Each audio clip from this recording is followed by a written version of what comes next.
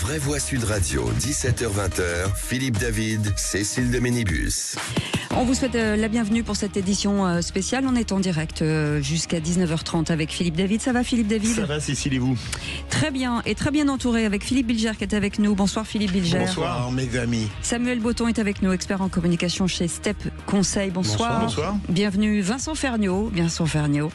L'amoureux des agriculteurs, journaliste gastronomique. Vous le retrouvez sur Sud Radio tous les dimanches de 10h à 11h dans Ferniaud fait son marché et auteur de ce livre On veut des patates aux éditions Albin Michel.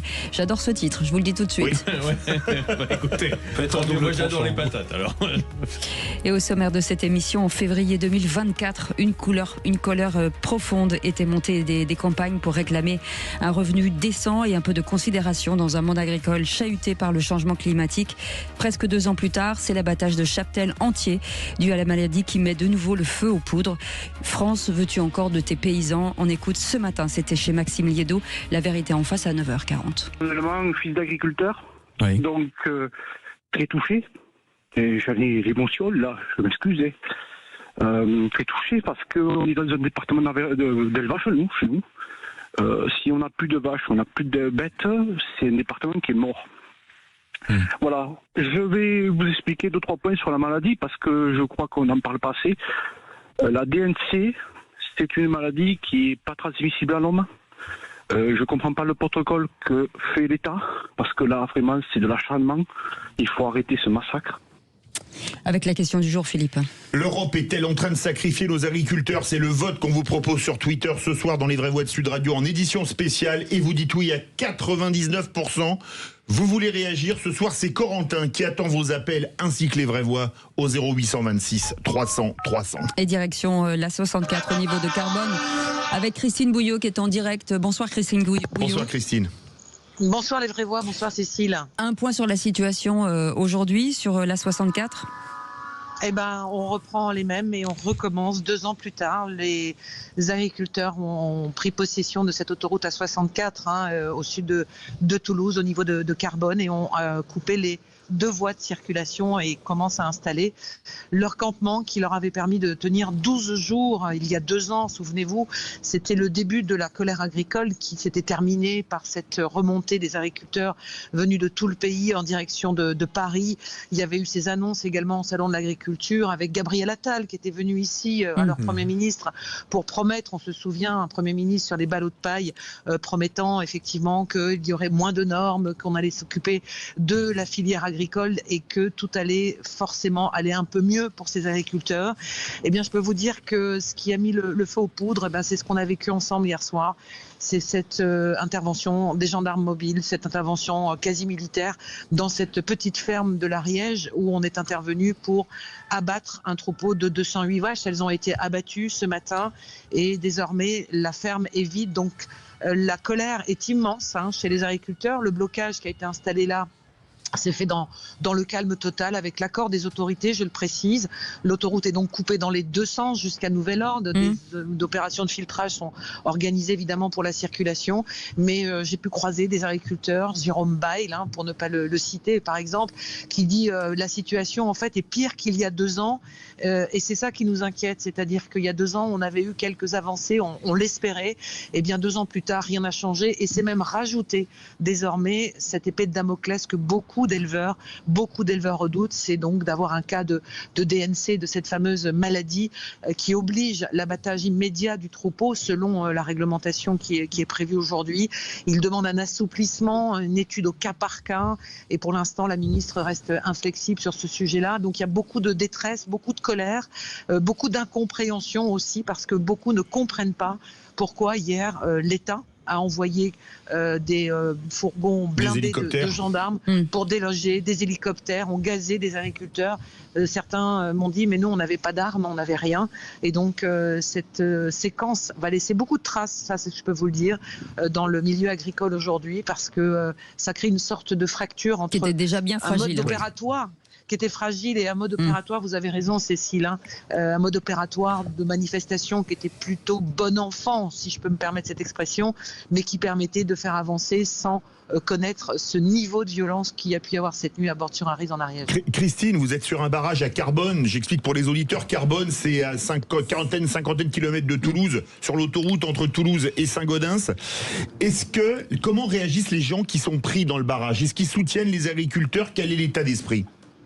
Tout le monde klaxonne, personne ne râle. Personne ne râle, ça n'est que des klaxons pour dire on vous soutient, les gens sortent le bras de la fenêtre pour les encourager. Il n'y a absolument aucune hostilité à cette opération, même si les gens sont bloqués. Hein, je vois d'ici. D'ailleurs, ils peuvent nous appeler si vous nous entendez dans les voitures. 0826 300 300 sur le barrage de Carbone, celui entre Saint-Flour et Millau ou ailleurs. Vous êtes dans votre voiture, vous êtes agriculteur, un seul numéro, le 0826 300 300.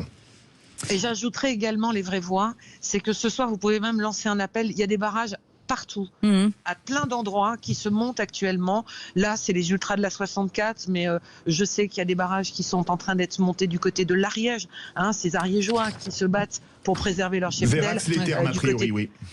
Du côté de, voilà, je crois que c'est Tarascon-sur-Ariège. Tarascon-sur-Ariège, autant pour moi. Tarascon-sur-Ariège, mais il y a plein d'endroits où les agriculteurs vont sortir. Ça ne peut pas être autrement parce que je vous dis ce qui s'est passé hier, et vous allez certainement en débattre tous ensemble, ce qui s'est passé hier a montré une espèce de virage dans la gestion du maintien de l'ordre, parce que c'était ça qu'on a vu. Et c'était pas ça qu'ils demandaient les agriculteurs, c'était de dire laissez-nous le temps de voir comment les choses vont se passer, laissez-nous accepter le protocole qu'on voudrait mettre en place pour sauver cet élevage et les autres élevages.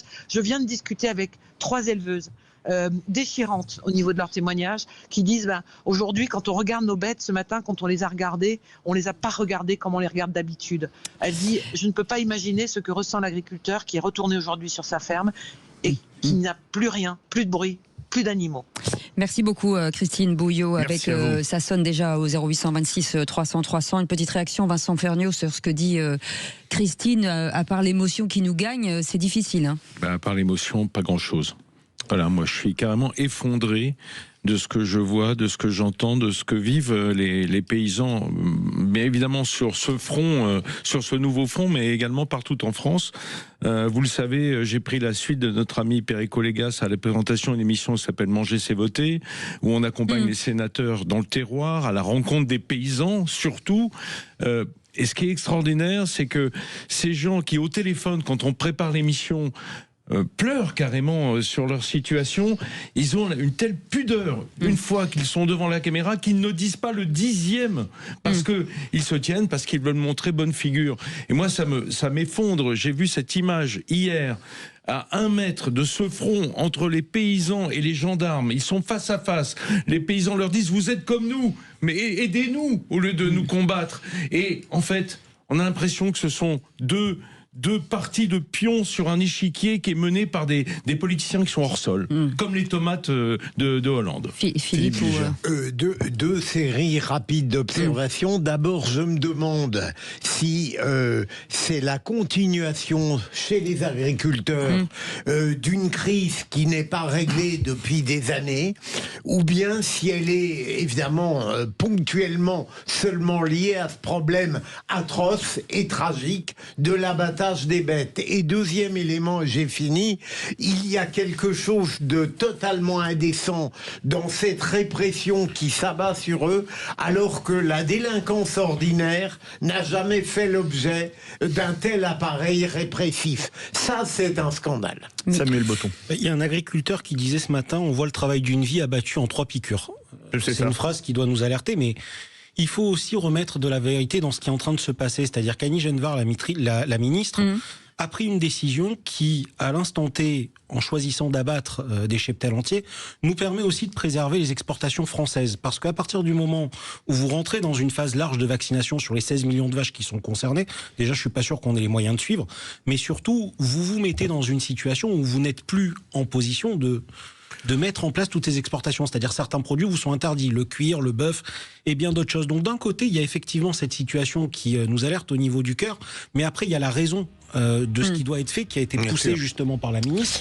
On va en parler. Ce qui doit être fait par la suite. J'en profite pour remercier Christine Bouillot qui a fait un travail exceptionnel depuis hier. Elle a pris des risques et tout, donc voilà. On a l'impression. Ouais, on a beaucoup de chance de l'avoir. Patrick, vous êtes avec nous. Bonsoir Patrick. Bonsoir. Vous restez avec nous. On fait une petite pause. On revient dans un instant et on vous donne la parole tout de suite. Sud Radio. Sud Radio. Parlons vrai. Parlons vrai. Sud Radio. Les vraies voix Sud Radio, 17h-20h. Philippe David, Cécile de Ménibus. Et on est ensemble en édition spéciale avec Philippe David, Vincent Ferniaud qui est avec nous, Philippe Bilger, Samuel Botton, expert en communication chez Step Conseil. Et bien entendu sur cette information et sur ce qu'on vit depuis hier, les agriculteurs et les éleveurs qui restent fortement mobilisés ce vendredi dans le sud-ouest contre les mesures d'abattage de troupeaux. Et au 0826 300 300, énormément d'appels avec Patrick qui est avec nous. Bonsoir Patrick, vous vouliez réagir en direct sur Sud Radio, on vous écoute. Alors je vais pas réagir sur la journée d'hier parce que c'est trop dur, je peux pas en parler. Mais par contre, je vais parler de Madame Genevard, de Madame la ministre de l'Agriculture, qui n'est pas une ministre pour moi, c'est une sous-merde, pardon. Non, on ne peut pas parler comme ça. Si. Et c'est une dame qui est en co-gestion avec la FNSEA. Donc, c'est une gestion des affaires. Donc, aujourd'hui, votre interlocuteur l'a très bien dit tout à l'heure. La FNSEA et Madame Genevard travaillent pour l'exportation. Ils ne travaillent pas pour les agriculteurs, ils n'en ont rien à cirer, ni les éleveurs, ni les agriculteurs. Ils travaillent pour leur copie, pour leur lobbying. Voilà. Alors je la traite de menteuse. J'en ai des preuves parce qu'on a un collectif et on a gagné contre l'État sur les zones défavorisées. Et cette dame, elle m'a envoyé des papiers où elle écrit des mensonges, elle signe des mensonges qui sont dits et redits par la FNSEA, toujours les mêmes. On a une cogestion entre un syndicat, je dis pas un syndicat qui n'est plus un syndicat d'agriculteurs, mais un syndicat de lobbyistes. Et hier, on l'a bien vu. Les paysans qui sont de ce syndicat, ils en ont même honte, les pauvres. Ils en ont même honte. Ils ne pouvaient même pas porter leur chapeau vert. Ils ne pouvaient pas porter leur chapeau vert. Ils disaient, on s'excuse. Mais ils étaient quand même au fornaté, je vous le dis. Mais vous êtes agriculteur ? Qui sont des GIA, des purs et des purs fédés que je connais depuis des années parce que malheureusement j'arrive à la retraite et quand on arrive à la retraite et comme moi ce qu'on a subi hier, mais c'est une honte d'État. Patrick, c'est une honte d'État. J'ai peur pour demain. J'ai peur pour demain parce que sinon je suis devant les vaches. Elles partiront pas de chez moi. Je vous le dis. Je partirai avec elles. Mais elles partiront pas. Alors, il faut que ces gens-là se dégagent. Genevard, il faut plus qu'elle parle. Rousseau, c'est pareil. Ils dégagent. On ne les veut plus. Parce que la cogestion, ça ne marche pas. Ça ne marche pas avec des mecs qui sont pourris. La cogestion, c'est l'ancienne coopérative. L'ancienne coopérative, c'est les gens qui avaient les pieds, les mains dans la merde et qui se battaient pour avoir un prix de revient qui correspondait à leur travail. Aujourd'hui, les gens qui sont en nous, ils ne savent pas ce qu'on vit en bas. Nous, on n'est pas là pour vivre ou pour gagner de l'argent. On est là pour vivre pour nos vaches. Elles me regardent là, ils ne comprennent pas, mais ils parlent tout seuls. Mais là, je ne parle pas tout seul, je me défends. Et nous, on a gagné contre l'État. Parce qu'on a été un collectif, on s'est tous réunis, que ce soit la Conf, que ce soit la Fédé, que ce soit les GIA. On a tous posé nos bonnets, ou nos chapeaux, ou nos casquettes, ou nos bobs. On les a posés et on a dit on va se battre pour les zones défavorisées. Parce que c'est une honte ce que l'État a voulu faire il y a 6 ou 7 ans. Et bien 8 ans après, on a gagné. On a bataillé. On s'est battu contre cette administration qui fait n'importe quoi. Et bien on a gagné. On a gagné à Toulouse.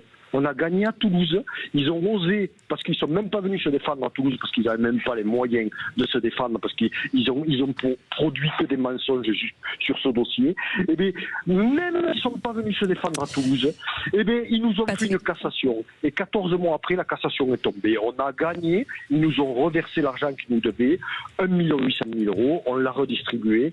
Et aujourd'hui, on a la même avocate et on reprend le même chemin de la justice. C'est-à-dire que demain, le premier cas qu'on a dans le territoire, le premier cas, malheureusement, il va y en avoir. On sait qu'il y en a. Malheureusement, il va y en avoir.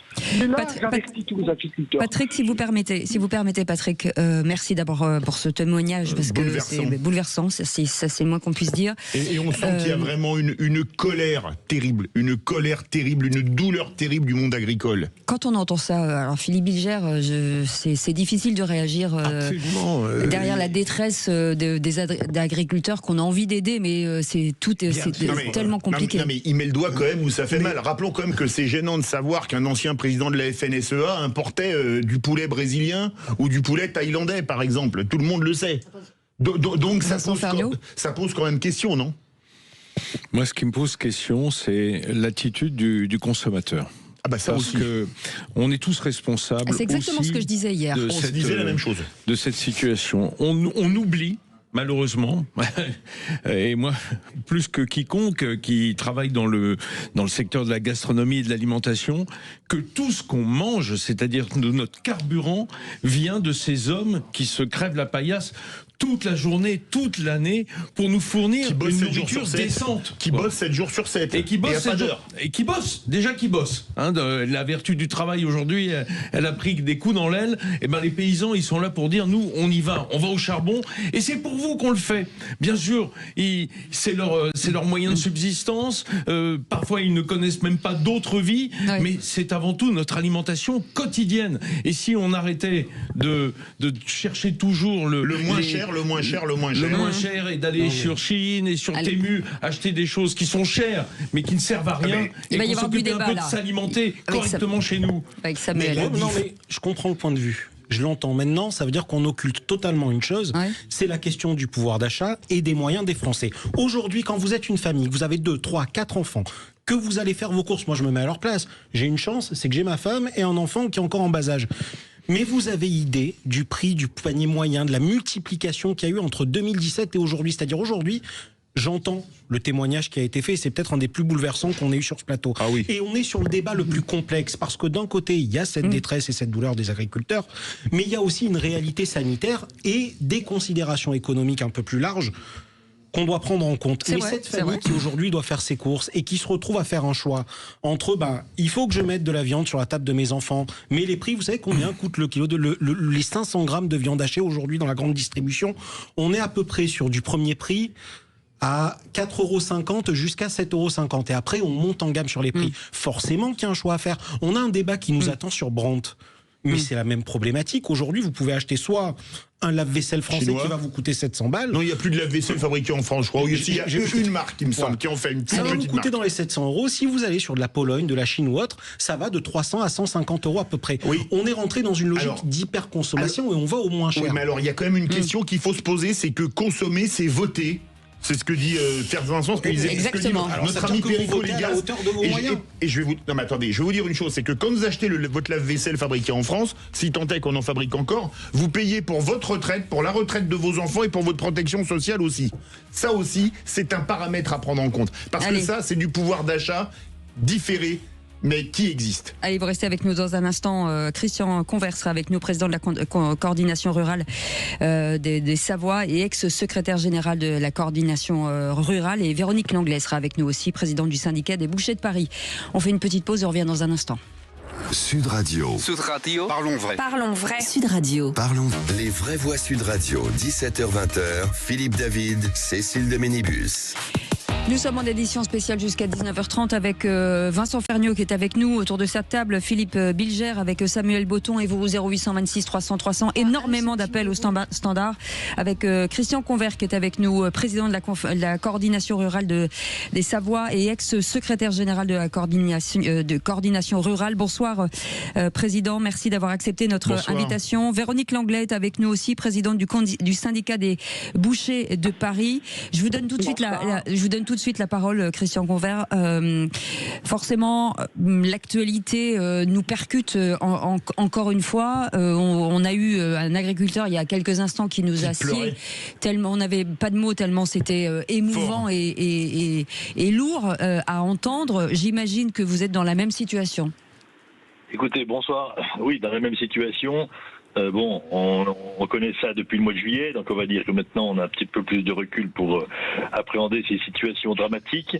J'ai écouté encore largement la ministre cet après-midi. On s'aperçoit quand même que les choses évoluent guère, mais elles évoluent un petit peu. Donc c'est pas possible pour nous de supporter encore longtemps ces abattages. C'est inadmissible ce qu'on a vu, ce qu'on a subi. Moi j'étais dans le Doubs vendredi ou jeudi de la semaine dernière où on s'en est pris plein la gueule, c'est le cas de le dire. Et là hier c'est monté d'un cran supplémentaire. Nous là-bas on nous avait gazés jusque dans les bâtiments. Là on les a gazés. Mais on a vraiment aussi tapé dessus. Qu'est-ce qu'on peut proposer, Christian Convert? Qu'est-ce qu'on peut proposer? Je pense qu'effectivement, c'est pas dans la confrontation. Je pense que toute la population attend autre chose que ça. Les forces de l'ordre ne sont pas faites pour venir taper sur l'agriculteur. On n'a jamais eu l'intention, nous, d'en découdre avec les forces de l'ordre. On n'a jamais eu l'intention d'aller brûler quoi que ça soit dans les rues, comme on voit des fois à certaines manifestations. Nous, ce qu'on veut, c'est avancer, et déjà tous nous protéger, les agriculteurs, de cette maladie, puisqu'effectivement, on nous dit qu'on peut être contagieux pour les autres, donc c'est sûr qu'on veut, l'objectif c'est bien sûr l'éradication. L'éradication, on a eu un protocole qui a été appliqué dans les Savoies où on a tué massivement les bêtes. Ça n'a pas empêché la maladie de se propager, comme vous voyez, puisqu'aujourd'hui elle est ailleurs. Aujourd'hui, au départ il n'y avait pas les vaccins, maintenant il y a les vaccins. Donc, on s'aperçoit que le protocole utilisé, c'est courir après la maladie. Puisqu'on autorise à vacciner que quand il y a un foyer, et on vaccine les 50 km autour, et à mesure que ça se déplace, on fait comme ça. Donc la stratégie pour nous n'est pas bonne. On réclame depuis le départ déjà de se mettre autour de la table pour discuter. La ministre, elle a des avis de scientifiques. Il y en a d'autres qui n'ont pas tout à fait le même avis. Et il y a une position qui vient d'être prise dernièrement par la Fédération des vétérinaires européens, qui disent arrêtez ce massacre, passez à la vaccination préventive au maximum et arrêtez l'abattage massif, passez à l'abattage sélectif. Donc là, c'est pas un syndicaliste qui le dit, c'est c'est la Fédération européenne des vétérinaires. Mais pour qu'on comprenne bien, le problème c'est que s'il y a vaccination, il n'y a plus d'exportation, c'est ça pour l'instant? Alors ça, c'est ce qui nous est avancé. Donc ça veut dire quand même que reconnaître ça veut dire que le problème n'est pas sanitaire, mais d'ordre économique. Donc ça mérite d'être réfléchi. Commercial, bien sûr. Économique et commercial, bien sûr. Bien sûr. Et surtout d'être éclairé, parce qu'on a besoin de comprendre.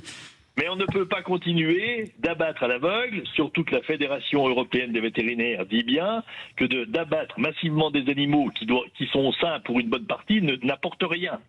Donc il faut avancer là-dessus, mais pas avec les forces de l'ordre. Je pense qu'on doit avancer autour d'une table. Je m'aperçois quand même qu'il y avait peut-être une division un peu syndicale qui est en train de s'estomper, puisqu'aujourd'hui quand même nos collègues qui étaient pour l'abattage massif sont en train de se dire qu'il faudrait peut-être bientôt passer à un élargissement de la vaccination. Donc on espère qu'on en sortira comme ça, mais après j'entends quand même des choses qui sont complètement fausses, puisqu'on vit ça nous depuis le mois de juillet. La ministre dit mais on va tout indemniser, on va tout faire. Non, c'est faux. Pour l'instant, on est loin des indemnisations prévues. Il y a 60% d'indemnisation prévues sur les animaux, ce qui ne permet pas de racheter pour remplacer. Il n'y a pas de perte d'exploitation de payer. C'est sûr, elle dit ça viendra. Mais nous, depuis le mois de juillet, c'est pas venu. Oui. Ouais. Si vous permettez, Véronique Langlais est avec nous, 0826 300 300. Bonsoir Véronique Langlais, vous êtes présidente du syndicat des bouchers de Paris. Bonsoir à tous. Une envie de réagir, j'imagine, Véronique. Oui, moi, vous qui connaissez des éleveurs dans toute la France. Voilà, c'est ce que j'allais dire. Moi, je ne suis pas éleveur. Je ne fais que vendre et valoriser leurs produits que j'aime par-dessus tout. Et ce qui me dérange beaucoup dans cette crise, c'est que finalement, n'est pas vraiment pris en compte leur comment dire, leur expérience. Non, leur humanité, leur psychisme, leur mal-être, hein, parce que là, il s'agit bien du mal-être. Ce n'est pas la première crise sanitaire, malheureusement, qu'ils subissent. Ce ne sont pas les seuls non plus, puisque je rappelle qu'il y a également dans d'autres corps d'élevage, comme la volaille, les grippes aviaires, etc. Moi, ce que je vois, c'est que j'ai vécu ces crises de l'extérieur et que je vois un grand dénouement. Et c'est ça qui m'effraie beaucoup, de voir que c'est pas tellement pris en compte, qu'il y a une grosse désinformation aussi via les réseaux sociaux, via certains médias. Et que je me demande à quel point c'est pas aussi utilisé contre finalement la viande. C'est contre-productif parce que même au niveau du consommateur, et c'est ce qui se passe, ils sont désinformés et j'ai peur qu'à terme, ils se détournent aussi de nos produits carnés. Parce qu'il y a une complète désinformation finalement. Christian, je reviens sur ce que disait Véronique, sur l'impact de ce que ça a sur les agriculteurs. Les scènes, hier, c'est horrible en fait, les scènes d'abattage, c'est pour les agriculteurs, c'est insoutenable en fait. En fait. Et là, bien sûr, il y a une partie d'affect. Il y a une partie d'affect avec les agriculteurs, avec leurs animaux, c'est normal.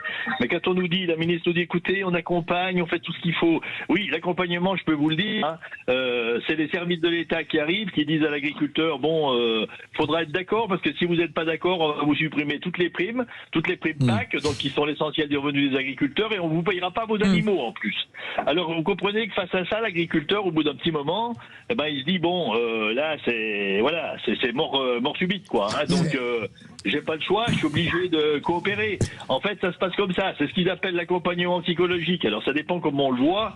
Hein, c'est pas tout à fait comme ça. Oui. Non, mais de toute façon, on est sûr, en écoutant, c'est pas sûr syndicalement, hein, on est sûr en écoutant les vétérinaires depuis le départ, qui sont pas tout à fait du même avis, que la maladie peut être appréhendée autrement, dans la mesure de toute façon où elle n'est pas transmissible à l'homme, qu'il n'y a aucun problème. C'est pour ça. La consommation des produits. Ce protocole, pour nous, doit évoluer avant qu'on arrive à une catastrophe. Christian, on a des réflexions autour de la table. Philippe Bilger et nos vraies voix veulent vous Monsieur le Président, j'avais deux questions, mais je peux la résumer en une seule. Comment, à votre avis, comment se fait-il que face à une crise de cette nature, il n'y ait pas immédiatement de la part de la ministre et des autorités gouvernementales une volonté de dialogue où on mettrait autour de la table un certain nombre d'agriculteurs, de représentants syndicaux, de vétérinaires, et on pourrait aboutir à un consensus, celui que vous semblez percevoir avec l'avis technique de ces vétérinaires européens. Donc le protocole qui avait été suggéré n'était pas si absurde que cela. On pouvait aller dans ce sens, non ? 149.3, comme aurait dit les propositions qu'on a fait au niveau des agriculteurs, oui, et il me semble qu'elles sont frappées du bon sens, parce que de toute façon, l'objectif, c'est bien de s'en sortir en évitant le maximum de dégâts. Sur les agriculteurs, il faut quand même en parler aussi pour les finances publiques de l'État, hein, parce qu'à un moment, c'est bien gentil, mais il faut savoir où c'est qu'on va. Et nous, c'est qu'on va. Et surtout le délai d'indemnisation pour les agriculteurs, parce que s'ils payent après que vous ayez mis la clé sous la porte, ça n'a pas grand intérêt, hein. On est tout à fait d'accord. Donc le délai d'indemnisation en fait partie. Donc ça, on le réclame depuis le départ. De dire qu'il faut mettre autour de la table des gens qui ont d'autres avis. Parce qu'il y a des gens qui conseillent la ministre, il y en a qui ne sont pas d'accord avec ses conseils. Donc on doit aboutir à une discussion au final. Et là, la prochaine discussion, elle nous est proposée fin janvier. Alors nous, ce qui nous fait maintenant vraiment souci, c'est qu'on va approcher du printemps. Donc dans l'hiver, normalement, vous savez que le transfert, il se fait par les mouches. Donc en général, l'hiver, il n'y en a quand même pas beaucoup. Surtout dans les régions là-bas, ça faisait moment il y a quelques temps. Donc il ne doit pas y avoir trop de mouches. Mais si on arrive au mois de mars et qu'on n'a pas vacciné une bonne partie du troupeau que les agriculteurs demandent de vacciner, on risque d'avoir une explosion générale. Puisque la ministre dit elle-même qu'on a des porteurs sains. Donc les porteurs sains, ça ne peut pas se détecter. Et les porteurs sains, on est autorisé à les commercialiser au bout d'un petit moment. Donc ça veut dire qu'on est bien conscient que la maladie, on va la transporter. Donc écoutez, c'est ça qu'il faut quand même qu'on discute autour d'une table de manière sérieuse. Absolument. Samuel Botton. Moi, je voudrais me pencher vers demain et puis poser cette question. Est-ce que, à terme, on risque de voir une hausse d'importation de viande bovine. On est déjà à 25% en France. Est-ce que on s'expose à un chiffre en hausse parce que forcément une partie des productions va passer à la trappe? Et je pourrais vous poser la même question sur le lait. Il n'y a pas de souci là-dessus. Il y aura toujours des produits dans les magasins. Tout ce qu'on ne produira pas viendra d'ailleurs. C'est programmé tout ça. La programmation des... Alors, voilà. Je vais repréciser ma pensée justement sur la question des prix et du pouvoir d'achat pour les Français. Comment ça peut se jouer et surtout comment ça peut se goupiller.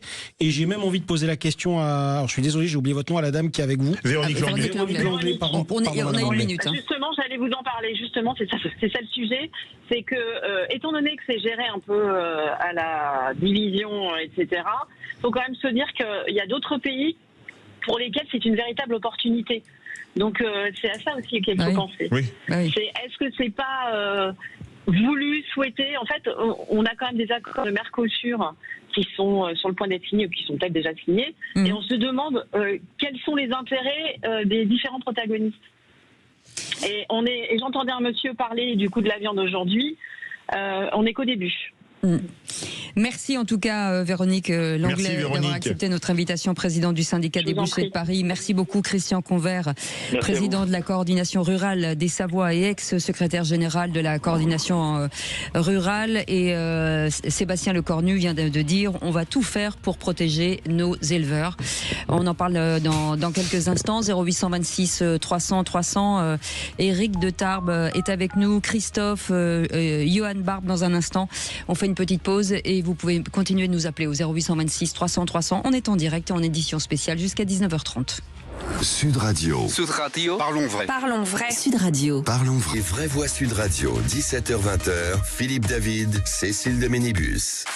Et nous sommes en édition spéciale ce soir jusqu'à 19h30 avec Samuel Botton qui est expert en communication Step Conseil, avec Philippe Bilger et bien entendu Vincent Ferniaud que vous connaissez bien chez nous et qui a écrit ce magnifique livre On veut des patates. Je vous le dis, voilà, on veut des patates. Très beau et, on veut des patates chez Albin paysans, Michel. on veut des patates de chez nous. Exactement.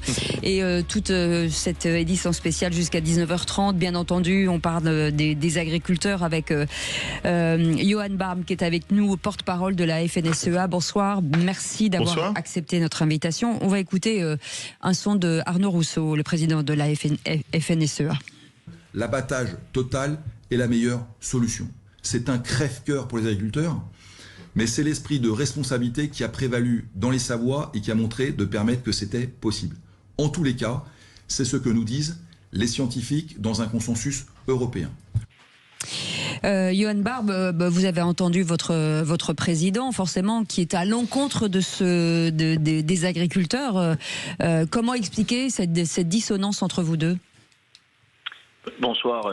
Tout d'abord, je voudrais rappeler que je suis aussi moi-même éleveur. Et je ne suis pas à l'encontre de ce qu'a dit Arnaud Rousseau et certains éleveurs. Non, pas Arnaud Rousseau, de certains agriculteurs, des autres. Ok.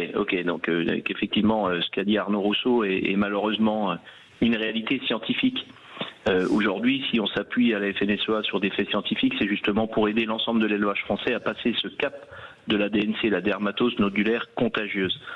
Malheureusement, aujourd'hui, il n'existe aucun traitement pour traiter cette maladie. Et à chaque fois qu'on a des animaux qui sont malades, c'est des animaux qui souffrent et qu'on ne sait pas traiter et qui tout doucement dépérissent et qui, au final, on est obligé de les abattre. Et la seule façon pour éradiquer, si on peut le dire, la maladie, puisque c'est comme ça qu'elle est classée au niveau de la Commission européenne, c'est de supprimer les troupeaux qui sont infectés. Alors c'est des lots. Là malheureusement en Ariège on est sur un lot extrêmement grand parce qu'on arrive sur la période d'hivernage, donc la plupart des animaux sont au bâtiment. Et c'est pour ça qu'on avait des plus petits lots en Savoie parce qu'on était sur des lots qui étaient au pâturage. Mais je rappelle que dans les Savoies, si ça a fonctionné, c'est parce que tout le monde s'y est mis. Et ce qu'on a fait aussi, c'est accompagner les éleveurs dans cette épreuve hyper douloureuse. Plutôt que de se battre devant une exploitation avec des CRS, il faut mieux qu'on soit aux côtés des éleveurs, qu'on les accompagne, comme nos collègues ont su faire dans les Savoies. Est-ce qu'on va pas un peu loin dans le principe de précaution? Je me rappelle, il y a 29 ans, c'était presque 30, c'est 1996, la crise de la vache folle. On disait que c'était potentiellement la maladie de Creutzfeldt-Jakob, une maladie neurodégénérative transmissible à l'homme. Un bovin était touché, on abattait tout le cheptel. Alors, je veux bien pour une maladie neurodégénérative mortelle, mais cette maladie, elle n'est pas mortelle pour l'homme. Pourquoi est-ce qu'on va aussi loin et de manière aussi radicale dans l'abattage? Alors, elle n'est pas mortelle pour l'homme, effectivement, mais elle est très grave pour les bovins. Et en plus, elle est très contagieuse et vicieuse, parce qu'aujourd'hui, ce qu'on se rend compte, c'est qu'on pourrait imaginer, comme certains l'avaient proposé, faire une prise de sang à l'ensemble du troupeau et puis euthanasier que les animaux qui sont positifs. Le problème, c'est qu'on a énormément d'animaux qui sont porteurs sains et qui ne déclenchent aucun anticorps. Donc ça veut dire qu'ils sont contagieux pour leurs collègues, mais qui ne sont pas du tout malades eux-mêmes. Et c'est ça qui fait le vice de cette maladie et qui a obligé la Commission européenne en 2017, c'est pas d'aujourd'hui, de prendre une décision de dire que cette maladie, si elle arrivait sur le territoire européen, elle était à éradication immédiate. C'est une maladie de catégorie A. Et si les scientifiques l'ont fait, c'est parce que derrière, ça enlève toute capacité de production à un animal, de reproduction aussi, et aussi de consommabilité de la viande. Même si elle n'est pas mauvaise pour être construite, les nodules que l'on voit à l'extérieur, on a les mêmes à l'intérieur de l'animal. Donc vous voyez un peu la souffrance qu'on pourrait faire supporter à des animaux. Et c'est pour ça qu'il faut vraiment l'éradiquer au plus vite. Et derrière, effectivement, on parle souvent de l'abattage, mais tout ce qui peut faire fonctionner l'éradication, c'est surtout le premier point, l'abattage. Le deuxième point, c'est la vaccination. Donc ça, on va la mettre en place et on va aider les éleveurs pour le faire au plus vite.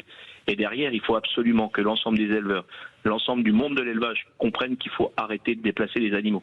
À chaque fois, on est sur un déplacement d'animal, qui était légal ou pas légal, c'est pas ça que je veux fustiger ce soir. Mais ce qui est surtout important de rappeler, c'est qu'il faut faire le moins possible de déplacements d'animaux et à chaque fois qu'on en fait, il faut en avertir les autorités sanitaires. À votre avis, cet abattage collectif qui déchire les sensibilités des agriculteurs, est-il uniquement motivé par des données sanitaires ou bien peut-il y avoir d'autres intérêts de type économique qui président à tout cela ? Non, on est vraiment sur des données sanitaires et scientifiques.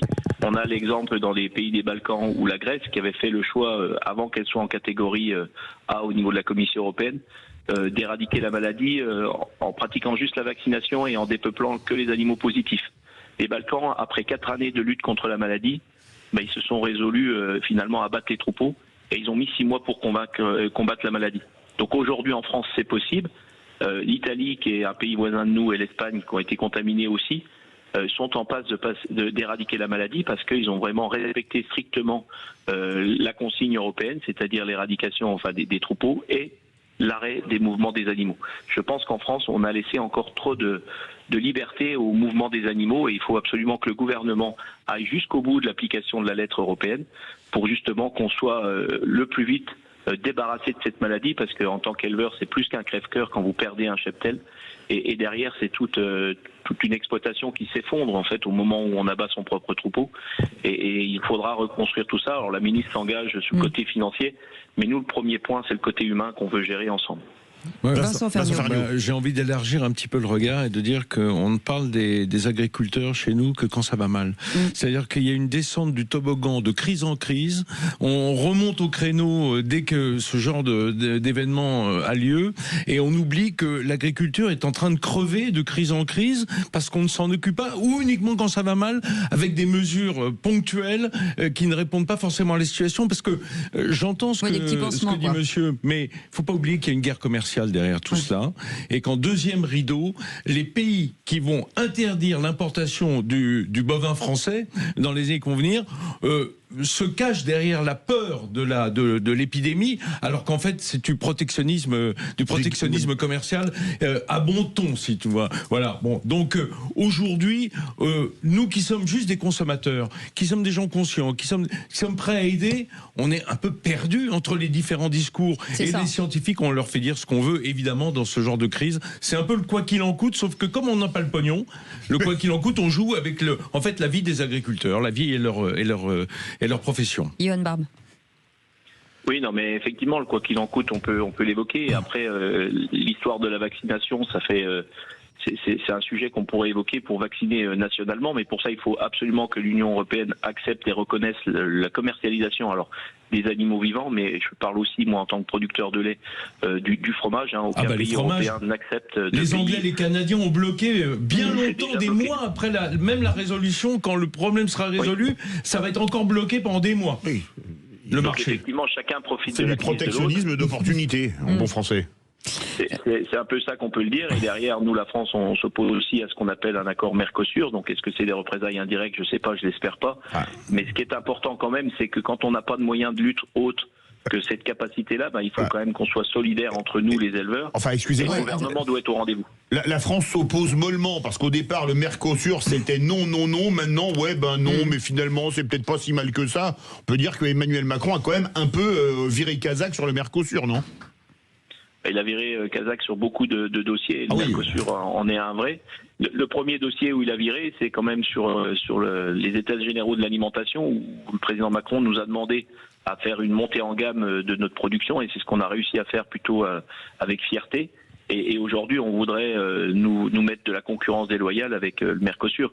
Donc les lois Egalim fonctionnent encore pas parfaitement, et comme vous le dites, on passe de crise en crise. Et le monde agricole ne passe plus que son temps à pleurer sur la crise, parce que personne ne prend conscience, et personne, notamment le président Macron, n'a donné un cap clair de l'agriculture d'ici 10 ans. C'est ça qui est important. Quand vous êtes aux manettes d'une exploitation, il faut une vision. Allez, Samuel Botton. Je vais jouer les Marie-Antoinette quelques secondes, mais à défaut de bœuf français, ils n'ont qu'à manger du bœuf de Kobe. Et plus sérieusement, je vous poserai cette question. Aujourd'hui, parce que vous avez parlé d'humain, et je suis entièrement d'accord, mais le nerf de la guerre, c'est l'argent. Ce qui revient principalement des témoignages d'agriculteurs qu'on a, c'est comment, et que j'ai pu suivre tout au long de cette journée, j'ai trouvé qu'ils étaient assez unanimes dans la direction, c'est comment on fait en sorte d'être indemnisé et subventionné le plus rapidement possible.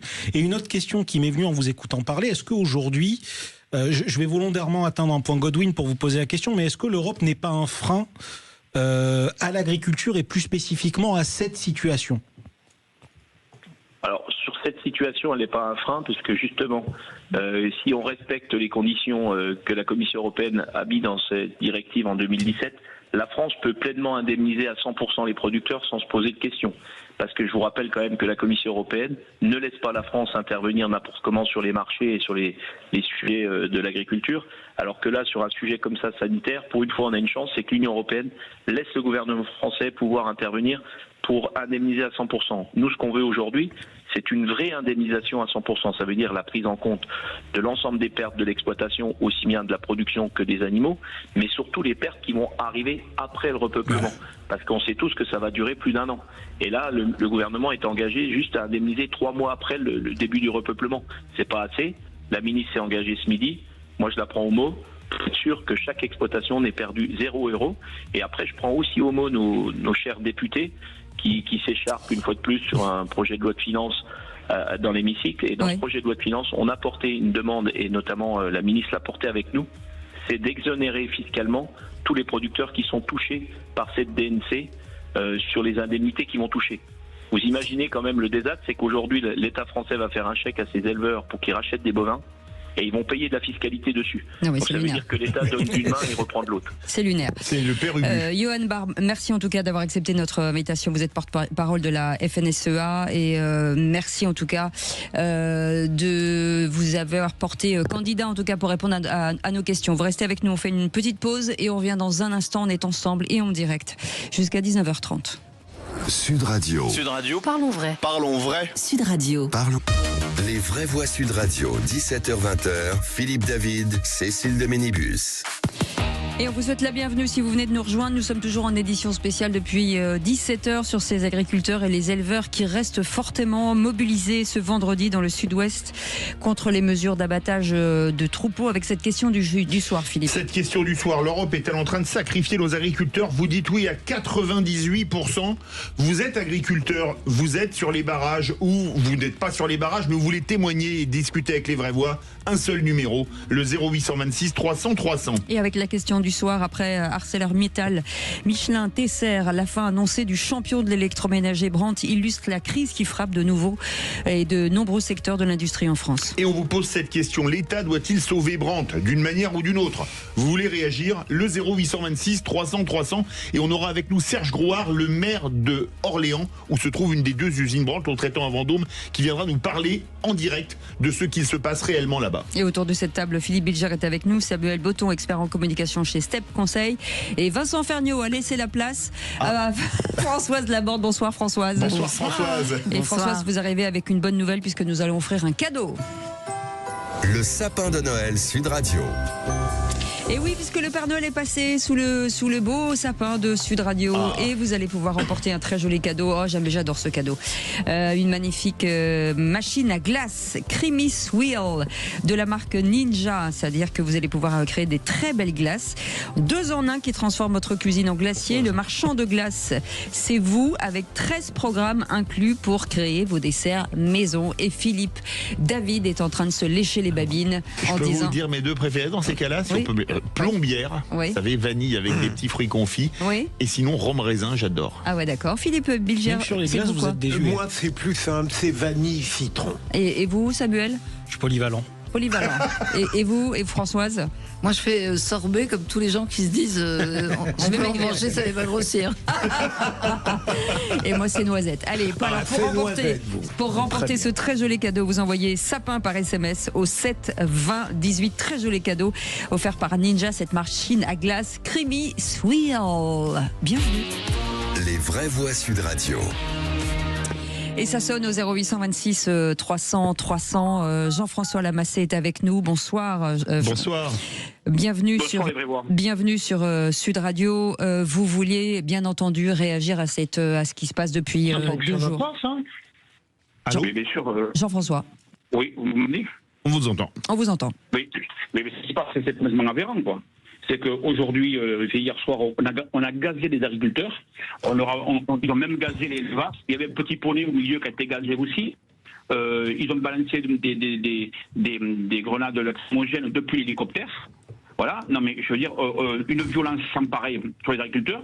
Je trouve qu'il y a moins de motivation quand il faut rentrer dans les quartiers un peu sensibles. Mais largement moins. C'est quand même plus facile de voir des agriculteurs qui n'ont pas grand-chose dans les mains que dans certaines cités où vous êtes accueillis à des kalachnikovs. Ça, c'est une première chose. Et la deuxième chose que je voudrais signaler quand même, c'est qu'aujourd'hui, on connaît des experts. C'est un peu comme le Covid. Si à l'époque du Covid, on aurait tué tous les gens qui avaient le Covid, je ne sais pas si vous imaginez où on en serait aujourd'hui. Voilà. Donc, il faut savoir que dans un troupeau de vaches comme ça, il y a des fois 1, 2 à 3 générations qui ont travaillé pour avoir une certaine sélection. Aujourd'hui, on leur fout tout en l'air.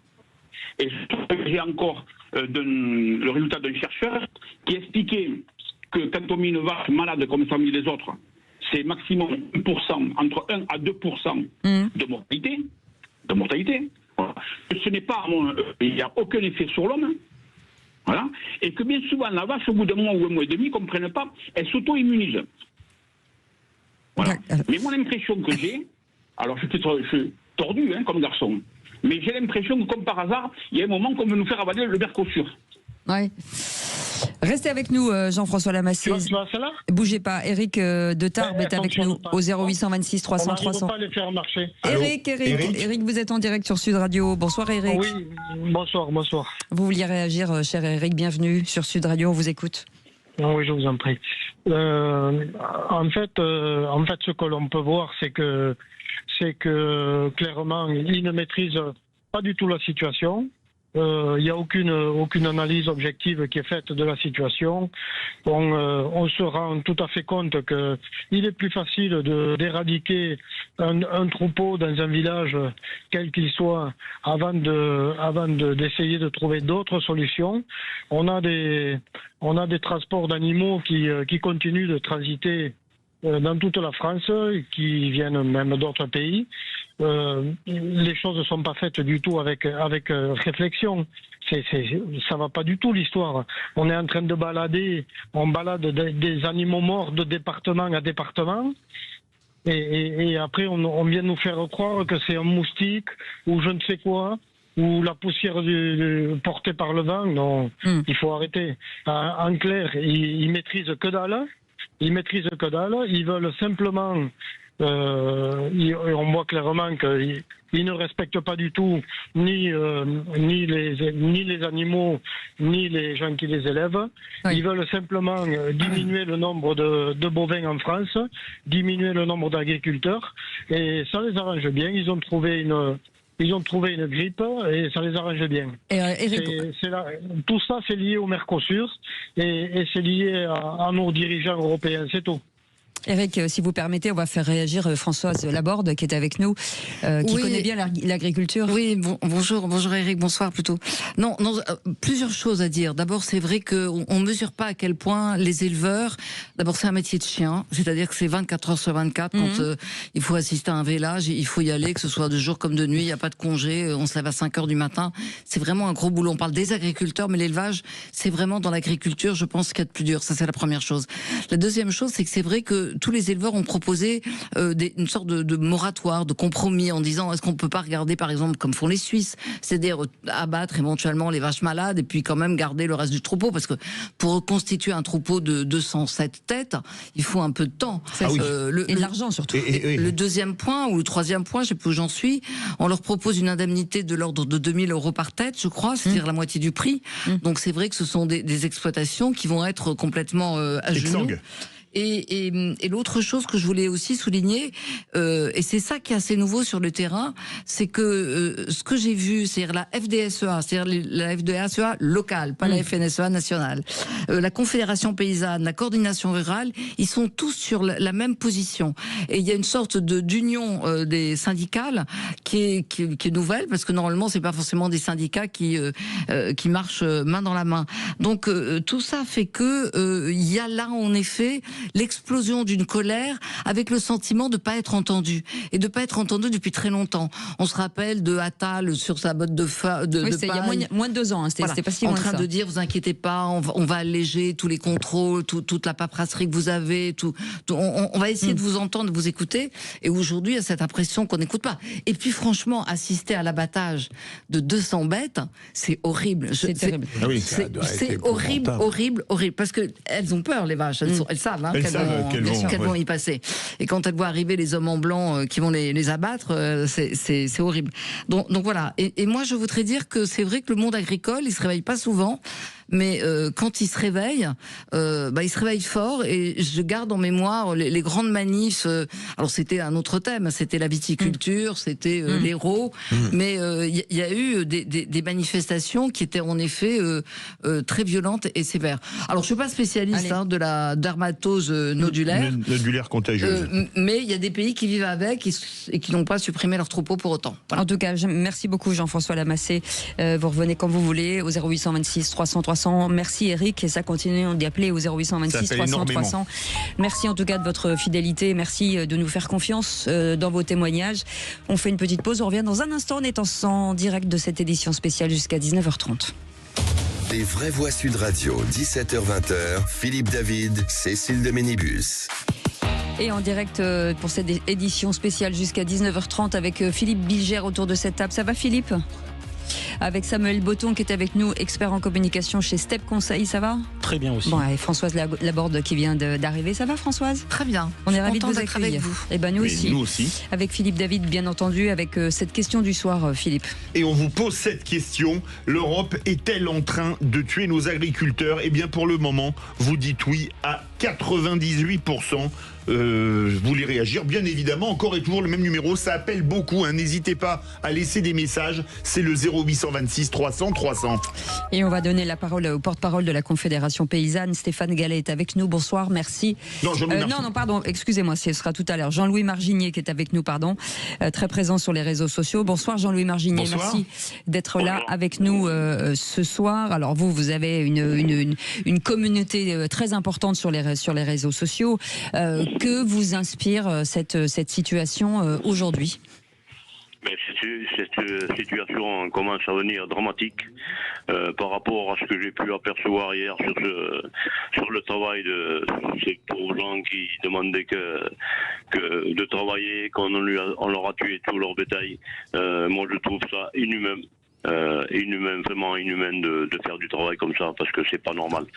Là, la France, je crois qu'elle est en train de périr, quoi. Une réaction, Samuel Botton, peut-être Non, c'est comme sur l'auditeur de tout à l'heure, c'est-à-dire qu'il est toujours dur de réagir à cette forme de détresse, parce que d'un côté, je suis très pragmatique et je vous dis, on est face à un contexte économique, commercial, il y a plein de questions qui nous dépassent sur ce sujet. On n'arrive pas à comprendre où là on veut nous emmener, en fait, c'est ça, oui, c'est ça le truc. Allez-y, Philippe. Allez-y. En fait, je voulais vous demander, depuis le début de cette émission, au demeurant passionnante, on a l'impression qu'il y a deux logiques qui s'affrontent. Celle du cœur, de la compassion et ô combien légitime, et en même temps une forme de rationalité qui fait que on ne peut pas tenir compte uniquement du sentiment de pitié qui nous anime. Comment, à votre avis, peut-on réconcilier ces deux logiques? Jean-Louis Morgignier. De toute façon, c'est un problème de gouvernement, ça. C'est un problème qu'ils ne veulent plus d'agriculteurs français. Ils veulent prendre des produits à l'extérieur. Ça, c'est toute une affaire de fric que c'est pas normal. Une bête malade, on abat, ok, mais abattre tout un troupeau pour une bête malade, je suis pas d'accord. Mais excusez-moi, mais on veut plus d'entreprises, d'industries, parce que les industries, ça pollue, etc. Et après, ça fait pleurer tout le monde quand des usines ferment. On aura Brand tout à l'heure. Et on relocalise. Voilà, et maintenant, on veut plus d'agriculteurs parce que les agriculteurs polluent. On amène une députée qui avait dit les marges des agriculteurs, j'en ai rien à péter. Je cite Sandrine Rousseau. On veut quoi en France? Uniquement devenir un musée? Du tofu. Ils veulent du tofu. On viendra voir le Louvre cambriolé ou autre chose? Et si vous me permettez de compléter votre propos, Philippe, ça va faire 6 ou 7 ans qu'on bat des records de visites au salon de l'agriculture. Oui. C'est-à-dire que les Français adorent les agriculteurs. Non, mais je parle de politique, je parle de présidents qui y vont et qui se font des marathons de 11, 10, 12 heures. Oui, mais pourquoi? Quel est le but de tout ça? Qu'est-ce qui va se passer au prochain salon de l'agriculture? Comment on a traité les problématiques? À quoi ont servi les 4-5 derniers ministres de l'agriculture successifs qu'on a eus? Je pense au dernier notable en date, en l'occurrence Marc Fesneau, c'est-à-dire comment on a avancé, c'est-à-dire Fesneau. Pourquoi Fesneau. Pourquoi aujourd'hui on est encore dans la même situation qu'on aurait pu décrire il y a 10, 15, 20 ans? Les revendications sont exactement les mêmes. On est même, ça s'est durci, si vous voulez, mais aujourd'hui, qu'est-ce qu'on a fait sur ces 20 dernières années pour les agriculteurs? Dans l'agriculture, pardon. Alors moi qui ai suivi les questions économiques, il y a 10 ou 20 ans, on était excédentaire en agriculture. L'agroalimentaire nous permettait de rééquilibrer notre balance des paiements et on disait c'est formidable, grâce à ça, notre commerce extérieur se porte bien. Et aujourd'hui, on entend une ministre de l'Agriculture vous aviez déjà les signes d'une politique descendante où on sentait qu'on allait... on est en guerre et il faut se remobiliser. Vous êtes à moins 19%, c'est normal qu'on soit en guerre, tout le monde en face et en positif. Non, mais nous, Union européenne, sommes en déficit parce qu'aujourd'hui, on a essayé d'instaurer une politique commune, c'est un fait, mais qui visiblement ne marche pas pour plein de raisons d'inégalité entre les pays et qui font qu'aujourd'hui, la France est à la ramasse en termes de compétitivité, sur ce sujet comme sur d'autres. Je ne suis pas tout à fait d'accord avec vous. Je pense que, enfin bon, on va pas rentrer sur les débats de la PAC, mais je pense que la politique agricole commune a permis à l'agriculture française de se développer très largement. Mais simplement, c'est vrai qu'à un moment donné, on a manqué de courage vis-à-vis de nos camarades et notamment de nos voisins directs allemands, et on a considéré qu'il était légitime que l'Allemagne développe une agriculture et qu'on a accepté nous, de mettre de diminuer, si je puis dire, de mettre un frein à nos affaires agricoles. Oui, on a même accepté d'ailleurs que l'euro soit fait pour l'Allemagne pour tuer notre industrie. Ils sont contents, les Allemands, avec les gouvernements français. C'est vrai que aujourd'hui, moi, ce qui me frappe surtout dans cette affaire, c'est que moi, je pense qu'il faut toujours faire confiance aux syndicats qui sont sur le terrain. Quand ils disent qu'il nous faudrait un moratoire, ils ne sont pas d'accord les uns avec les autres. Oui, mais quand ils disent qu'il faudrait un moratoire, parce que peut-être qu'on n'est pas obligé d'abattre toutes les bêtes. Peut-être qu'il faut réfléchir. Peut-être qu'il faut regarder. Peut-être qu'il faut faire un abattage sélectif. C'est pas complètement inintéressant. On découvre maintenant, enfin on découvre pas, mais la vaccination, mais que n'a-t-on fait plus tôt? Enfin, je veux dire, il y a des choses de bon sens comme ça qui semblent évidentes. Et j'allais dire, vous parliez tout à l'heure de l'industrie au sens large.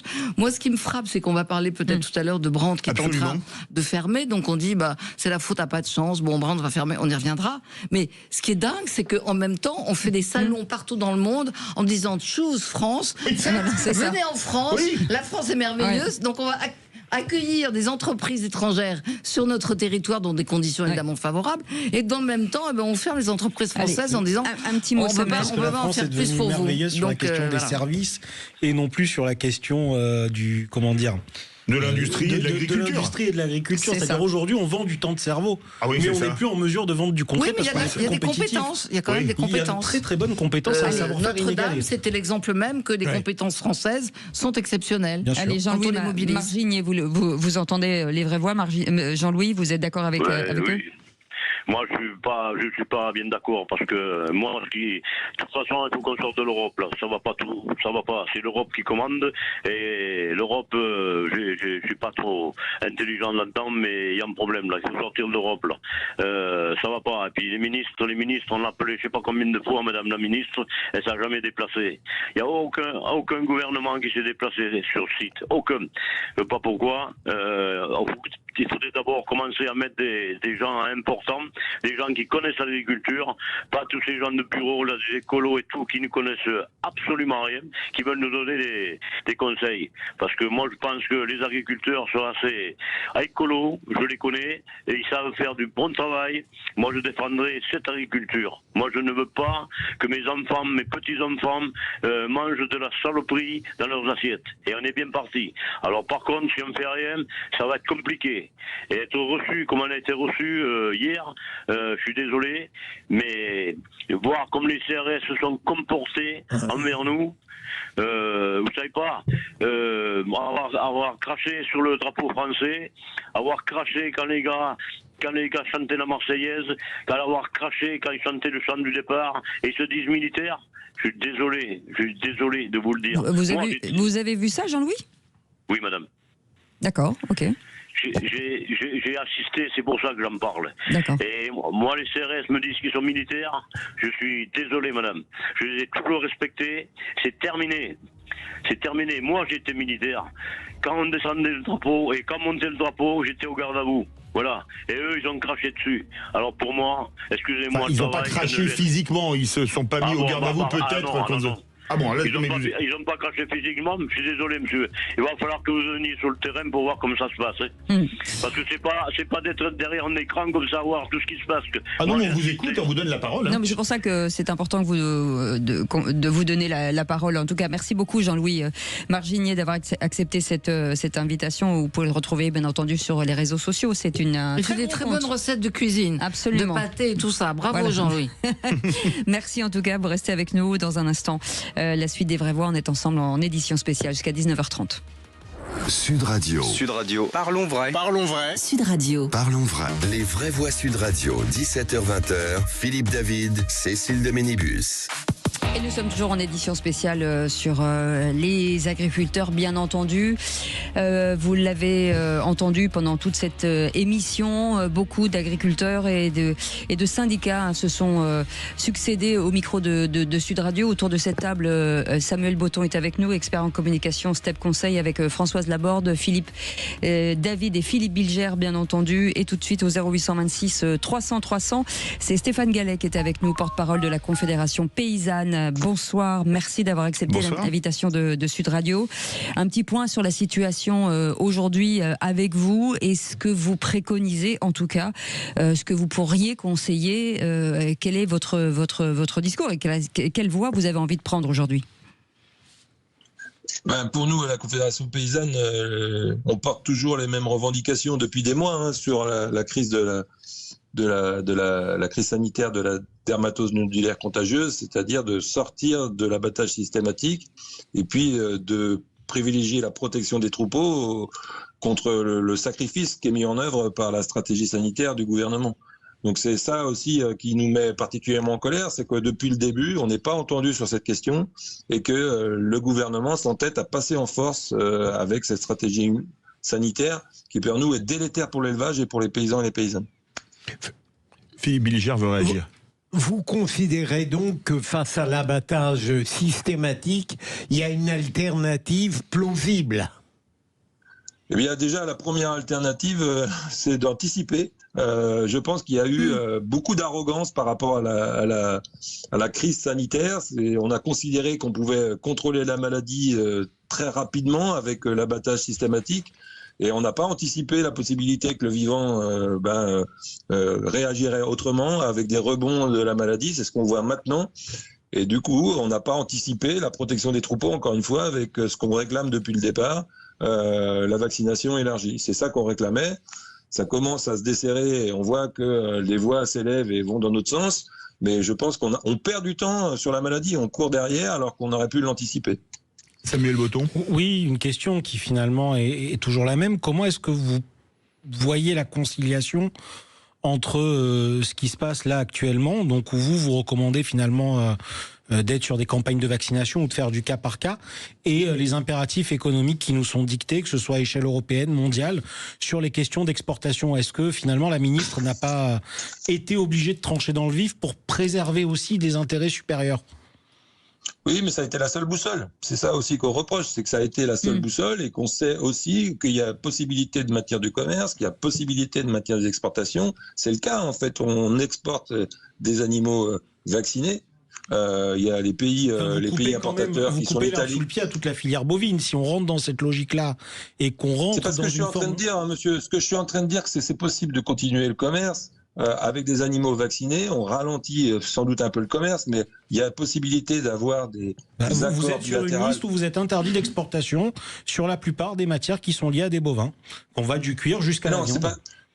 Là, ce qui se passe en ce moment avec les pays importateurs qui sont l'Italie, encore une fois, et l'Espagne, c'est qu'on va continuer l'exportation parce qu'on aura des accords pour qu'on puisse exporter des animaux vaccinés sous contrôle vétérinaire. C'est ça qui va se passer. Alors évidemment, il y a un coût. Évidemment, ça ralentit un peu le commerce, mais on ne peut pas sacrifier l'ensemble de l'élevage français et mettre sur une épée de Damoclès sur tous les paysans et les paysannes en sacrifiant les troupeaux, en sacrifiant le travail et la vie des éleveurs. Pour des économies dont l'intérêt il est uniquement pour les filières ou alors pour l'agro-industrie. Mais c'est ce que je le dis et c'est ce que nous disons, nous paysans et paysannes, très fortement, et c'est ça l'origine de notre colère. Alors, on n'est pas contre l'économie et contre le commerce ou l'exportation, mais il y a des adaptations à faire pour pas sacrifier l'élevage et les éleveurs.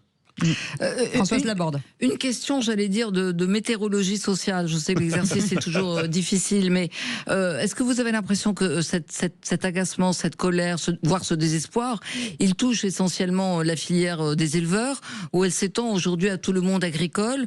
Et est-ce qu'on pourrait imaginer qu'au nom justement de la solidarité agricole, d'autres viennent en soutien des éleveurs et manifestent? Parce que c'est vrai que l'agriculture en France souffre beaucoup. Et où en êtes-vous? Est-ce qu'il pourrait y avoir une union des luttes, comme on dit à gauche? En fait, ça vient effectivement des éleveurs, puisque l'étincelle elle vient de cette crise sanitaire et puis de l'absence, la surdité de l'État depuis le départ. Hein. Nous, moi, j'étais dans toutes les réunions du Comité national d'orientation des politiques animales et végétales. On n'a jamais pris en compte notre avis, que ce soit nous à la Confédération paysanne ou l'autre syndicat, la coordination rurale. Donc le mépris là, il crée la colère chez les éleveurs et les éleveuses, ça c'est une réalité. Après quoi, évidemment que ça peut faire un effet domino, parce que il y a derrière aussi tout ça l'absence de réponse, du mal-être agricole depuis plusieurs années.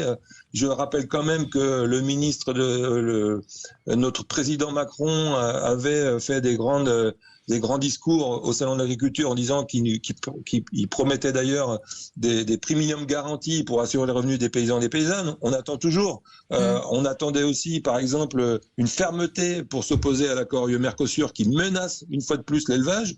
Eh bien, la fermeté de la France, on voit dans quel état elle est plutôt molle, cette fermeté-là. D'ailleurs, je pense que même il s'apprête à baisser le drapeau pour laisser passer cet accord. Donc, vous voyez bien que la colère, elle est nourrie aussi de toutes les défiances qui sont faites par ce gouvernement envers les paysans et les paysannes. Un petit mot sur les ministres successifs. Finalement, de tout ce qui avait été prévu et promis, qu'est-ce qu'il leur reste aujourd'hui ? C'est une bonne question. Pas grand-chose. Nous, on est vraiment en difficulté. Le monde agricole, on attendait de la régulation. Par exemple, de la répartition de la valeur entre l'amont et l'aval, ça c'est une chose qu'on attend toujours. On attend un soutien aussi à l'agriculture biologique, parce qu'on sait que, in fine, il faudra quand même sortir des pesticides, parce que pour les impacts de la santé sur le climat, la biodiversité, on attend toujours. Moi, je ne sais pas quoi vous dire ce qui reste de tout l'ensemble des ministres qui sont passés successivement. En tout cas, depuis les gouvernements Macron, on va de déception en déception, et j'ai l'impression qu'on monte dans l'échelle du désespoir. Et ce qui est vrai aussi, c'est que ce que je peux vous dire, c'est qu'on perd un nombre conséquent de paysans et de paysannes dans les territoires, et qu'il n'y a aucune politique agricole qui est menée pour arrêter l'hémorragie. Et ça, c'est une catastrophe. Oui, il n'y a pas de reprise. Restez avec nous, 0826 300 300. Christophe est avec nous. Vous vouliez, Stéphane Gallet, vous restez avec nous. Vous vouliez intervenir, Christophe. Bienvenue sur Sud Radio. Oui, bonjour à Stéphane et puis à vos chroniqueurs sur le plateau. Bonsoir. Bonsoir. Bienvenue. On vous écoute, hein, Christophe. Moi, j'ai passé les 3 jours là-bas. Oui. Et quand j'entendais qu'il y a eu un affrontement entre les agriculteurs et les CRS, c'était strictement faux. Nous, on n'a fait que reculer, on avait essayé de freiner, mais en aucun cas on a attaqué. Par contre, oui, c'est sûr qu'il y a des éléments de l'ultra-gauche ou des Black Blocs clairement identifiés par les CRS qui, eux, s'en sont pris aux CRS. Nous, on n'a fait que protéger et reculer.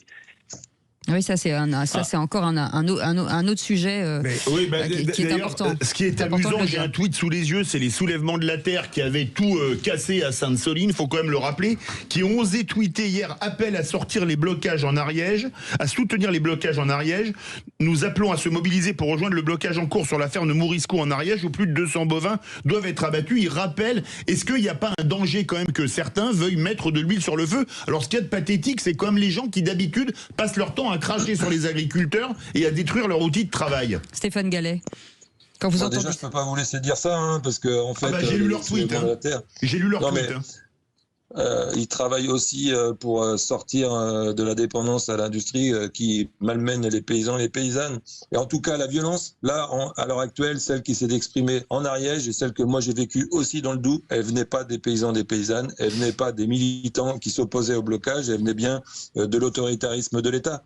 C'est ça la vérité en vrai. Et moi j'ai appelé Annie Genevard à l'apaisement en lui disant il faut trouver des portes de sortie. Je vous rappelle quand même que tous les représentants de la profession en Ariège avaient proposé un protocole d'expérimentation justement pour sortir de ce blocage, pour sortir de cette impasse, et ça a été balayé d'un revers de main. Donc quand on dit qu'il y a de la violence, elle vient de l'État, elle vient pas d'ailleurs. Et il est frappant de voir à quel point la répression qui a été exercée a bouleversé les paysans, les agriculteurs. Je suis frappé par un paradoxe. Face à la délinquance ordinaire qui fait de la délinquance un métier, je trouve que parfois l'autorité régalienne est très faible, est très lâche.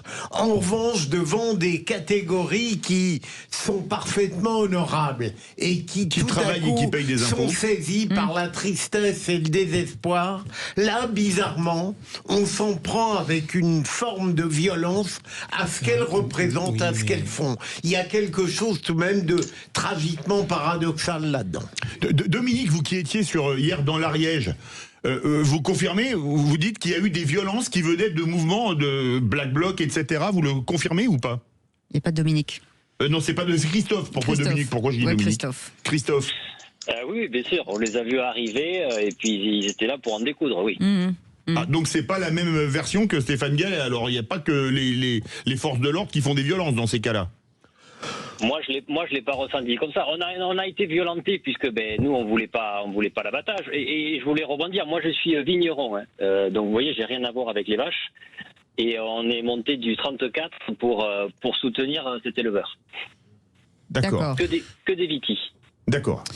En tout cas, merci. Mais c'est ça qui est intéressant, c'est d'entendre justement la solidarité entre les paysans. Solidarité du monde agricole. Et comme je rappelais il y a quelques instants, les viticulteurs ont leur temps en héros, ils ont été à la tête de manifestations. Vous étiez peut-être pas né, monsieur, mais on se rappelle de Maffre-Baugé qui était...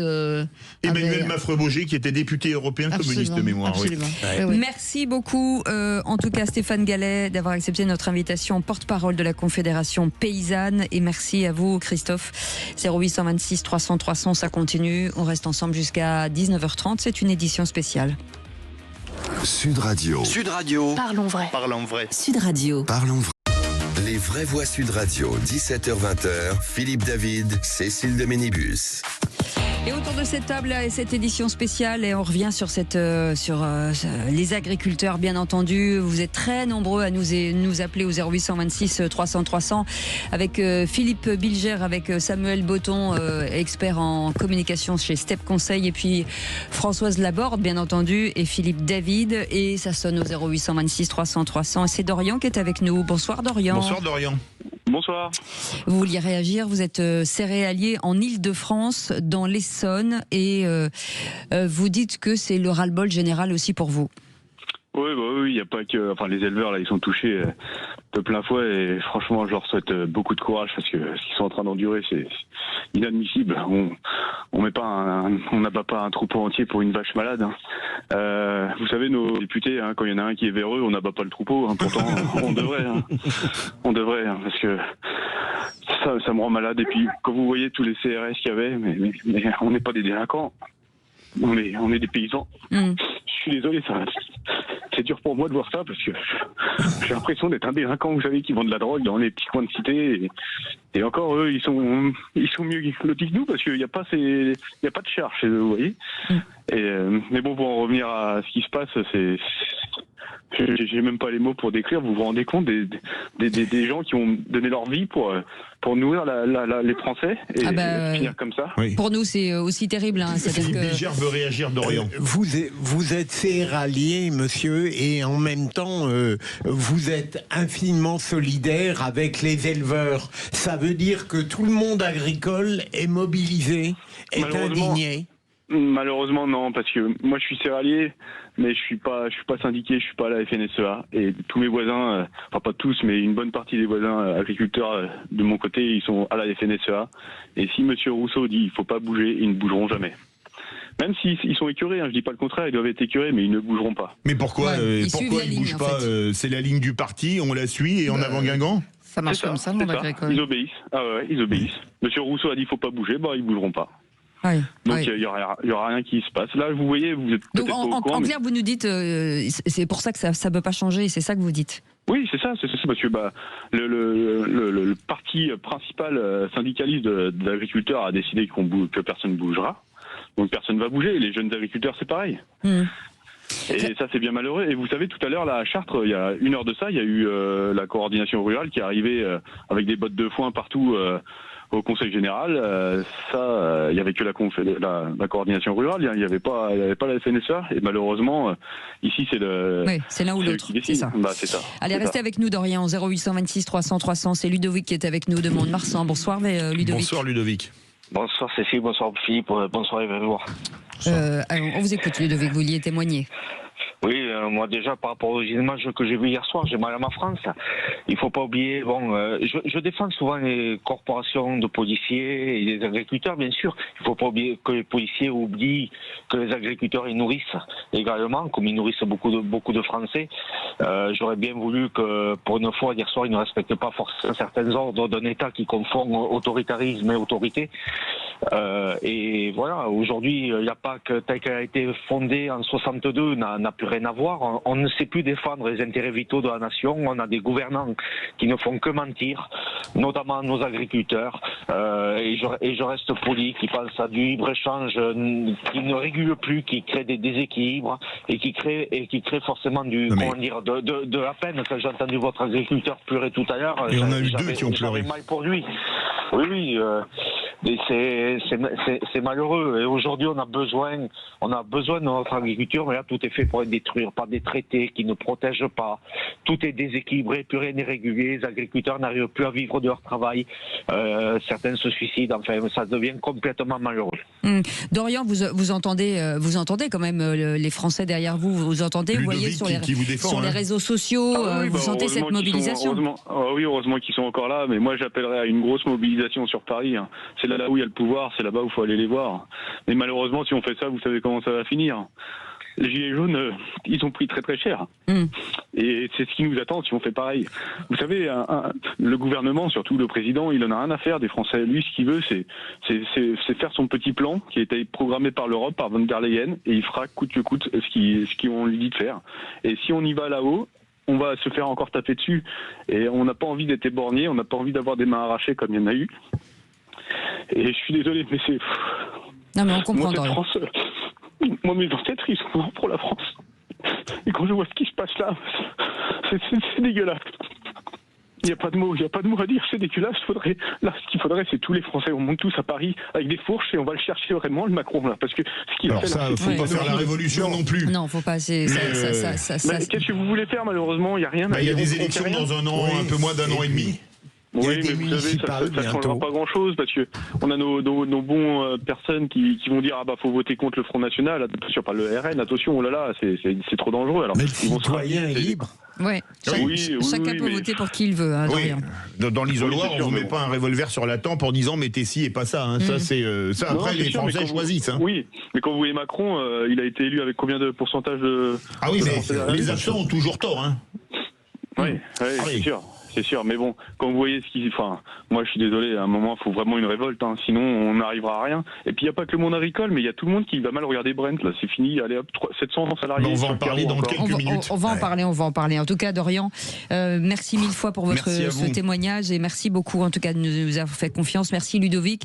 Vous restez avec nous dans un instant, le coup de gueule de Philippe David. En France, on peut organiser un festival pour cracher sa haine des forces de l'ordre. C'est demain à Toulouse.